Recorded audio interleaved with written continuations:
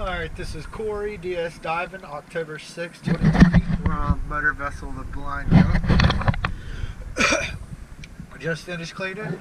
Cleaned up really nice. The only thing I saw is that some pretty significant dog earring on the propeller.